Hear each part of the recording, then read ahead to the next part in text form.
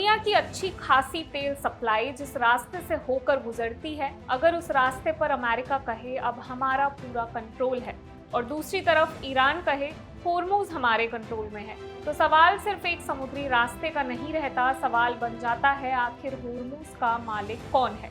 और इसी सवाल ने अब अमेरिका और ईरान के बीच तनाव को एक बार फिर से भड़का दिया है। दरअसल अमेरिकी राष्ट्रपति डोनाल्ड ट्रंप ने दावा किया है कि स्ट्रेट ऑफ होर्मुज में बिछी माइंस को अमेरिकी नौसेना ने साफ कर दिया है।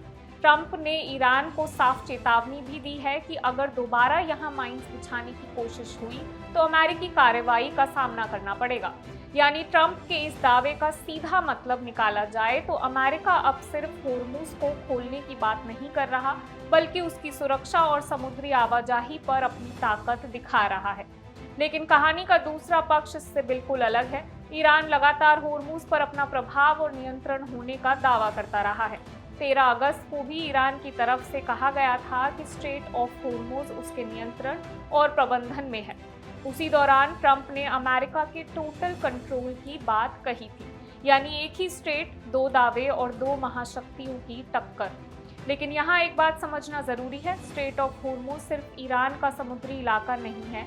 ये ईरान और ओमान के बीच स्थित रणनीतिक जलमार्ग है जो फारस की खाड़ी को ओमान की खाड़ी और आगे अरब सागर से जोड़ता है।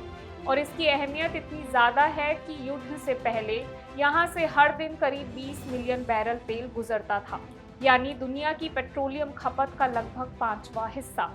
2024 में करीब 20% वैश्विक एलएनजी ट्रेड भी इसी रास्ते से गुजरा था।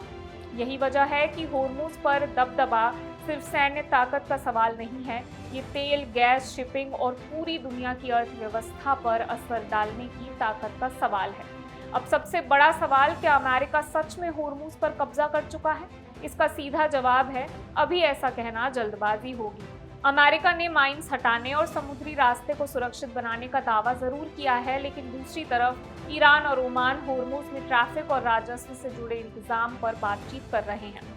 26 अगस्त की रिपोर्ट के मुताबिक ईरान के एक वरिष्ठ अधिकारी ने साफ कहा कि ओमान के साथ स्ट्रेट को लेकर कोई अंतिम समझौता भी नहीं हुआ है और बातचीत जारी है। यानी जमीन पर तस्वीर अभी भी पूरी तरह साफ नहीं है और यही वजह है कि ट्रंप का दावा इतना बड़ा है, क्योंकि अगर अमेरिका होर्मुज में माइंस हटाकर समुद्री आवाजाही को अपने सैन्य प्रभाव में सुरक्षित करता है तो ईरान की उस रणनीति को चुनौती होगी जिसमें होर्मुज को दबाव बनाने के सबसे बड़े हथियार के तौर पर इस्तेमाल किया जाता रहा है। रिपोर्ट के मुताबिक युद्ध शुरू होने से पहले होर्मुज से करीब 20 मिलियन बैरल प्रतिदिन तेल गुजर रहा था, लेकिन संघर्ष के दौरान ये प्रवाह घटकर करीब 5 मिलियन बैरल प्रतिदिन रह गया। मतलब साफ है, होर्मुज जितना बंद रहेगा दुनिया में तेल की चिंता उतनी बढ़ेगी और जितना खुलेगा उतनी ही अमेरिका और ईरान दोनों अपने अपने प्रभाव का दावा करेंगे। तो फिलहाल होर्मुज पर लड़ाई सिर्फ समुद्र में नहीं है। एक तरफ ट्रंप का दावा, अमेरिका ने रास्ता साफ कर दिया, दूसरी तरफ ईरान का दावा, होर्मुज पर उसका नियंत्रण कायम है। और इन दोनों दावों के बीच फंसा है दुनिया का वो समुद्री रास्ता जिसकी हलचल का असर तेल से लेकर पेट्रोल और महंगाई तक पहुंच सकता है।